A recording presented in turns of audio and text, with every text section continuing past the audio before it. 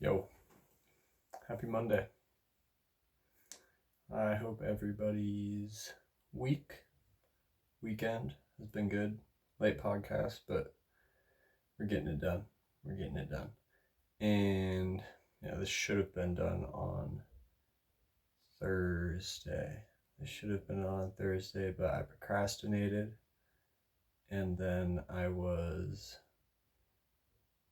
doing a bunch of stuff over the weekend that I'll get into. And basically just didn't set aside time to get it done. So here we are. I'm going to keep talking about flow state for a bit. At the bike ranch, the Kamloops bike ranch, I have been tapping in a little bit more to flow state. And one of the things that I've been talking about with friends and just in general is how are we getting into flow state. And one of the best ways I've found so far is to think about a time that we were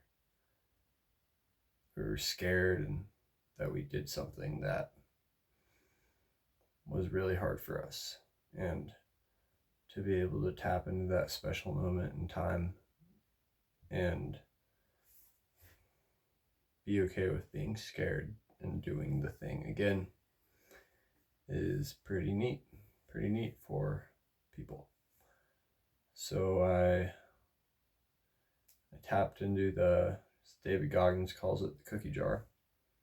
Tapped into the cookie jar and pulled out a big old cookie that I chewed on about a year ago when I was doing a big jump, and I was fucking scared, and I was like really scared. It was like the first big jump I've ever hit, and I pulled that cookie out of the jar, took a bite, and then hit some new big jumps, which was really fun.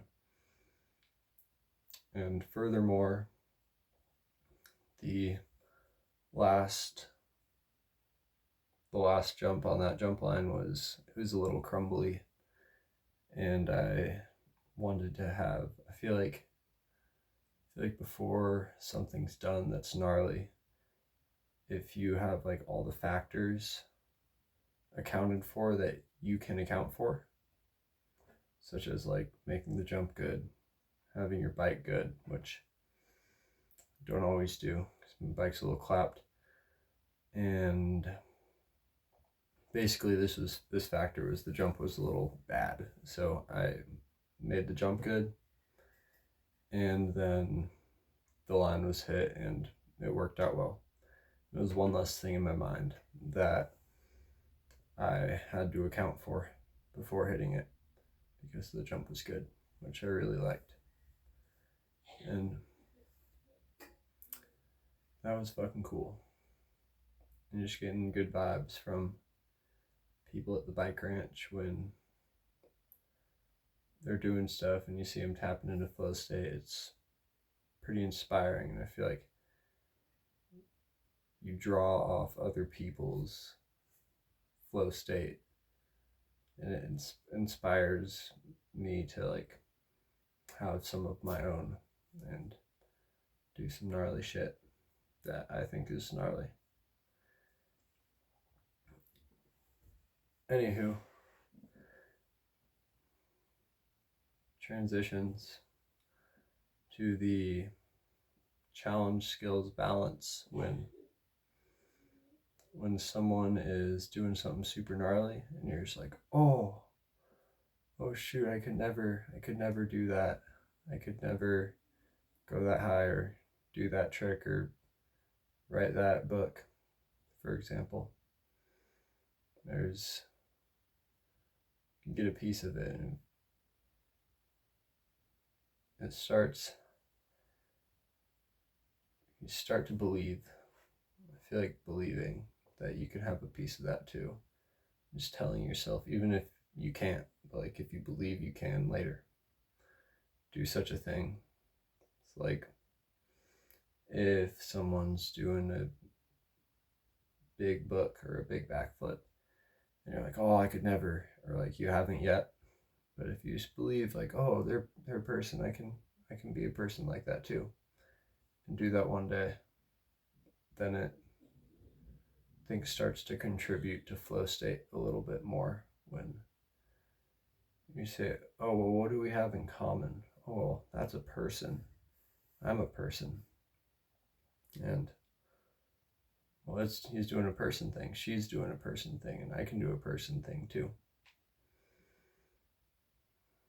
So that kind of breaks down that barrier of if their skills are way higher, and then it's well, maybe I can't do that skill that person's doing, but they're still a person. So how do they learn that? And then sort of go back and figure out, like, listen to people. I'm listening to people talk about how they overcame struggle in their lives through, well, being pretty positive. They're probably scared as shit to do that same thing, and they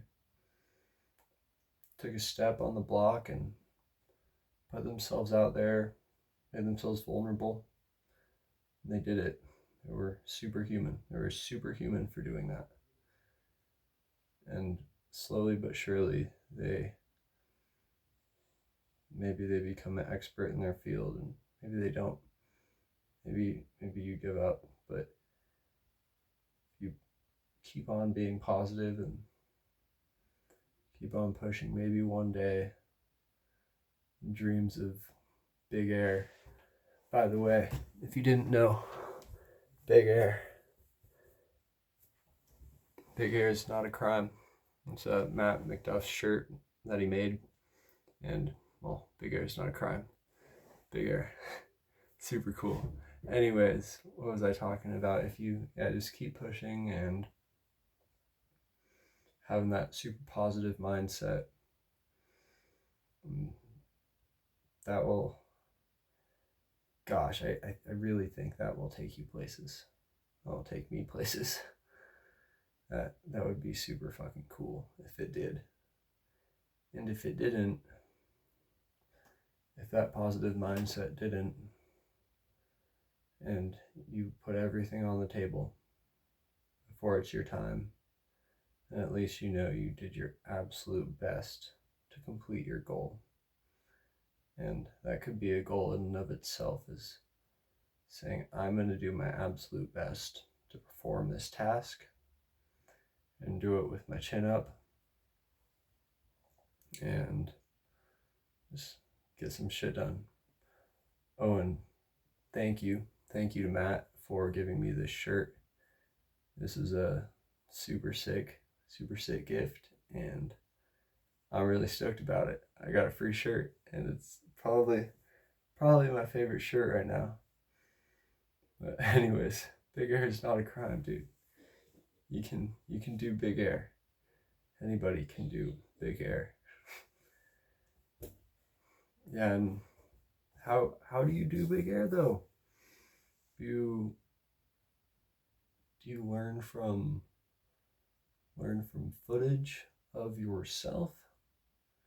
Well, that's certainly one way, and maybe you don't have a cameraman. Maybe you're just some motherfucker alone on a trail, or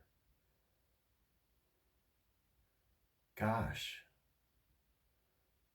maybe even alone on a canvas and just doing it. You're like, oh, I can't figure out what I'm doing wrong, and then you set that camera up and breaking down body position and time spent doing that task at hand. It's almost like someone's watching you.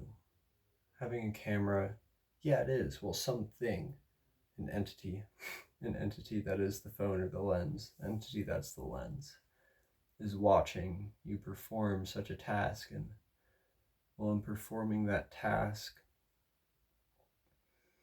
there's eyes on you. It's performance under pressure.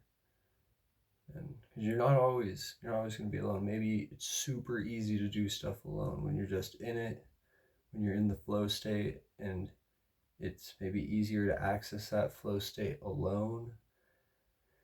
And when there's an eye on you, when there's a lens on you, when the pressure's on, it's maybe good practice. Maybe it's good practice for when the pressure's on to always have a little.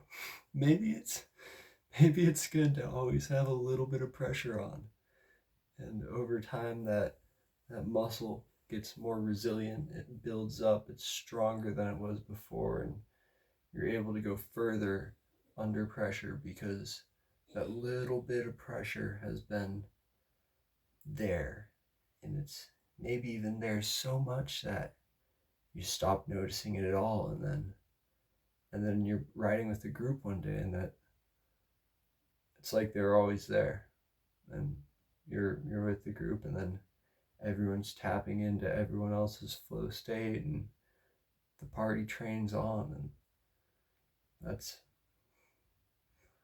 must be a pretty cool feeling. Back to what I was saying about the camera, and gosh, the camera's so difficult because when maybe you feel like you're doing something really right and you want to believe that you're doing something really right, and then you look at the camera and you're like, fuck, it's so wrong. I need to change more. I'm not done.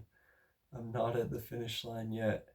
And I don't think there is a finish line, but I'm certainly nowhere near I want to be to make it look that good, or just to do it well. And that camera is that un just that relentless fist of just like, do it more, pussy. Like, fuck. And then you just do it over and over and over again, and it can get so overwhelming that it's like, oh man, I hate the camera. I don't even want anything to do with the camera. So maybe it's a balance. Maybe it's the balance of having the camera on, but also not, and also just enjoying how you're feeling in that moment, in that space, in that time. And gosh, that was this morning, dude. This morning was so sick. I've got this trail system above my house, and I went for the most amazing ride, and I don't know if I've ever felt that way on a trail, where it's just the whole trail was so smooth and buttery and felt amazing to ride. And oh my god, it was such a good feeling. In Kamloops, it's so fucking dry here that it rained. It rained. Not just like a little bit of rain, but it rained like so much that I was soaked when I got back home, and then I kept on riding, and I was loving life. I was felt like I've been dehydrated in this place. And I've been pushing the fluids, of course, but I've been so dehydrated from just the dryness that I'm not used to. And I just, oh, like, it was so nice to get rained on. Gosh, it made me appreciate it so much more. Growing up in Alaska, you always rained on. It's like, fuck again, fuck again. And now I just like, I love it. Like, I love I love giving myself that space to appreciate things that aren't in abundance anymore. It makes it really special. And oh man, making it special. Anywho, so dropping in. How are we doing it? How are we dropping in? What mindset are we going in? What's our mindset when we're dropping in? And one of the things that I've read about that can be really beneficial to athletes is meditation, and just meditating and giving your mind a calm space to disassociate and to be where you are, in a space, in a place, in a point in time relative to our world. Is time equal across the galaxy? I don't fucking know. But in our world, meditation, that's an idea of meditation, just to be where you are and to notice the thoughts and not necessarily feel better about them, but just to accept them as they are, and to also let them roll up and to roll off of your shoulders, I do think that meditation has been helping my day to day with just things in general, life in general. And well, I tried meditating at the top of a drop in, and fuck, was that a bad idea? So dumb. Like, because I meditated for like a minute, set my timer on my watch for a minute, and it was just so like I disassociated. It was actually really nice when I was meditating, and then I opened my eyes, still in that kind of like meditation haze, like ooh, noticing but not holding on to, and then I dropped in, and my mind was just not prepared to go like from like that to like gnarly and horrible idea. Almost like forgot to pop on the third lip in the run and nose cased. And so maybe there's a balance. What's the question? Maybe the question is, maybe meditating, I think, is good to be, it teaches us to be mindful, but actually being in the state itself, the neurological state itself, right before we need to transition into a much more heightened neurological state of action and fast, quick responses. It's much different for me than what meditating is. And they're both great, but to go from bam for a minute and then 10 seconds later you're right up here, like, fuck that, dude. I'm never doing that again. That was really dangerous. That was scary as fuck. So what I've found success in more is, and what I heard other people talking about, is imagining the result that you want, visualizing the landing, visualizing that feeling in the air that is acquired when you do it right, and putting that right feeling into your mind before it's go time, which is just so cool. But anyways, meditation, then drop in, bad idea, visualizing, and then dropping in, good idea. Fuck. Gosh, I really was about to learn that the hard way too. That was just not a good idea. But yeah, being impulsive, it has its pros and cons, you know. Probably wouldn't have started this shitty podcast without being impulsive, but step by step, day by day, maybe it gets a little bit better. Just keep on fucking up. Just fuck up a little less each time, and gosh, the sky is the limit. The sky is the fucking limit, baby. Just fuck up a little less each time.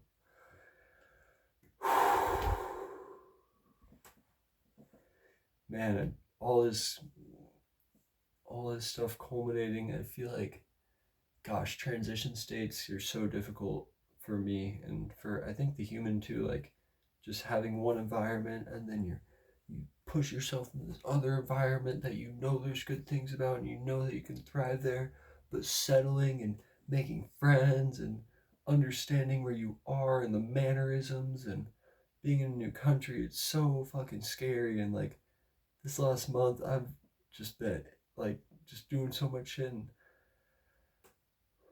taking time to be myself is,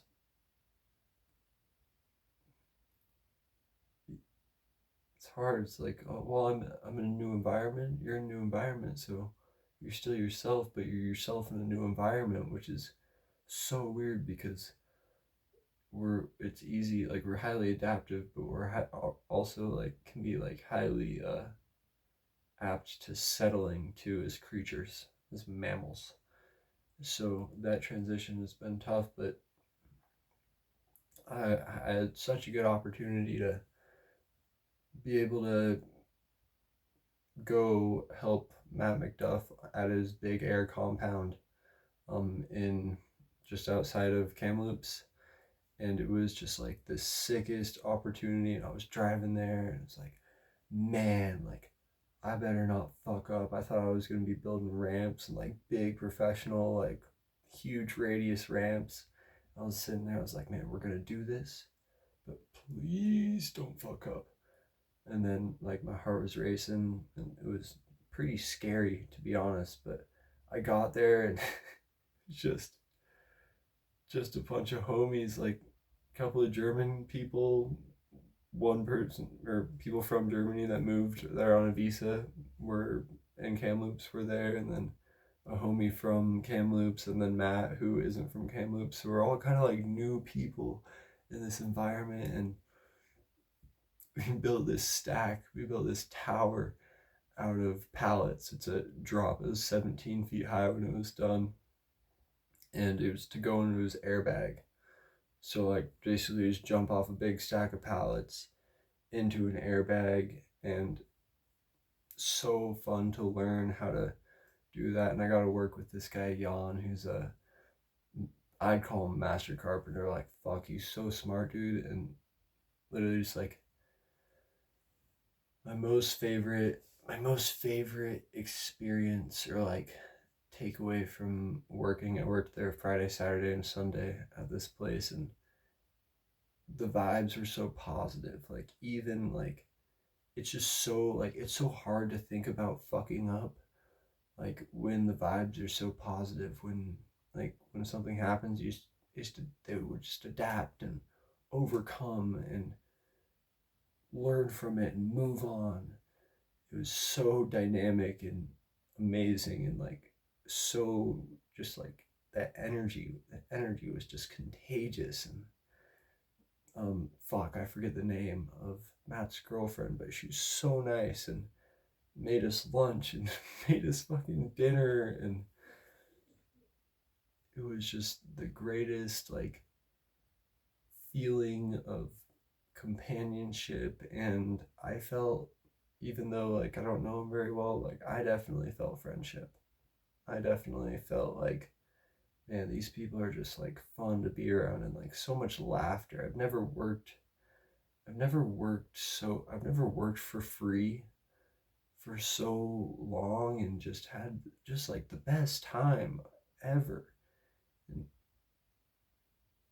circling back to what I was talking about at the beginning of the conversation about seeing someone do something that is almost unimaginable, but being around it and putting yourself in their shoes when they're doing it is just priceless. Like this big air compound is just like it is the opportunity of a lifetime to anybody who gets to experience something like this. It's being around a 20-foot tall jump that you're just, I don't even know how many miles an hour, kilometers an hour, since we're in Canada, where you're traveling into these jumps, but it's like a 70-foot gap, and then gonna build something into a way bigger gap, and then just, how do you even fathom that? But being there, and oh man, it's just that first step into greatness. The turn just I love that feeling where I have the privilege to be around something so much bigger than I've ever thought of in my life, ever dreamed of being around. And you're there, and it's happening, and you slow down and take it in, just sort of just realizing how like special and how like grateful I am to like have experienced that. And man, I hope everybody gets to experience that shit, because that'll blow your fucking mind. And Matt said something wild to me. He was talking about how this place just eats time. He's like, man, dude, day just flies by when I'm building out here. I was like, yeah, right? Like it's already 4:30. He's like, Matt goes, you know how to make time go slow?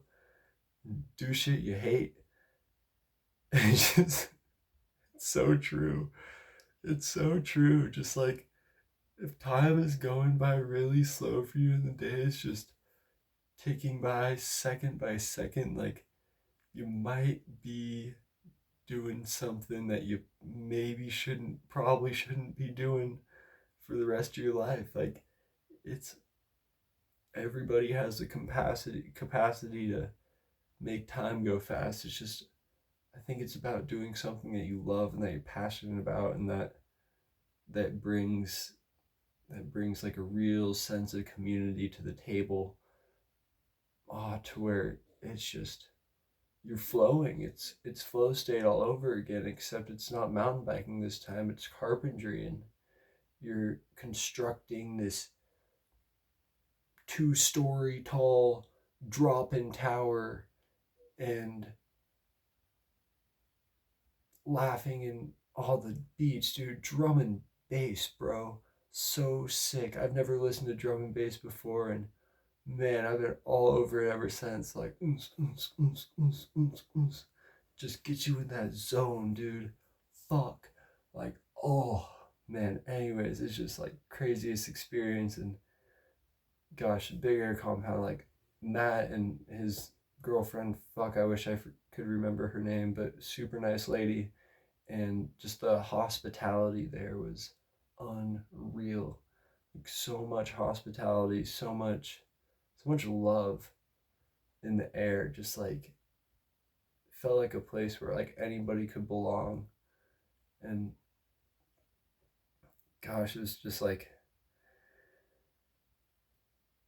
man, I'm so stoked on it. And coming from me, who like, I don't know shit, dude. Like, I'm a hand. I'm a hand that's willing to work, but I don't know much. And the German fellow Jan and Matt too, they're just so open to teaching and explaining how the process can be done. And it really helped break down that barrier of, it was like it's almost a secret if you don't know it. It's almost a secret if you haven't heard it from someone who's done it. But it's like just anything, like any question, like with the intention of being like good and positive, like just they're so happy to answer it and go in depth about how their thought process is about it. And that was really cool to feel included in the knowledge, like the precious knowledge of being, the precious knowledge of how to live your dreams, like how to live your dreams, bro. Fuck, that is so sick. Just hearing that, like from scratch, having someone say, dude, I'm living proof, bro. You can do it, I can do it. Like, anything is possible. And just infecting your mind with that positivity, and just, it makes me want to like scream and shout and just say thank you to the world. So stoked. And man, I love I love life, and I love how things change and things can be uncertain and just fucking weird. And then something happens, and then it's, as long as you're following what you believe to be right, it comes around and things turn around for the better, and you're back on top again. And then maybe things get fucking weird again, maybe hit another bump, but then you just like keep on following what you believe to be true. Like following my heart has been the biggest, greatest gift of this year so far, of just being like, hearing like, yo, that's stupid, and just keep on doing it. Because fuck, man, if that isn't just the greatest shit in the world, when you see it working out just a little bit more, and you're just like, oh, it's happening. Oh. Yeah, it was, thank you, world. I feel extremely lucky to be here and to have this opportunity, to have this fucking phone, even though somebody, gosh, in a factory made it, which sucks balls. Gosh, isn't that a moral quandary of just saying I love people and I care about people, but I still use all this shit that's made by people that are not in a good spot. So I'm I'm still I'm still a piece of shit at heart, but I try my best to do things in my control that I can I can just do a little better. Just put myself in a position to do a little better and help a few more people. And, I haven't, it's helped someone pertaining to what I love to do this weekend. And that felt really good. And I'll start there. Love you guys. Hope everyone has a great rest of their week. And if you didn't know, go check out Matt McDuff's merch. Big Air is not a crime. Not a crime at all. Out.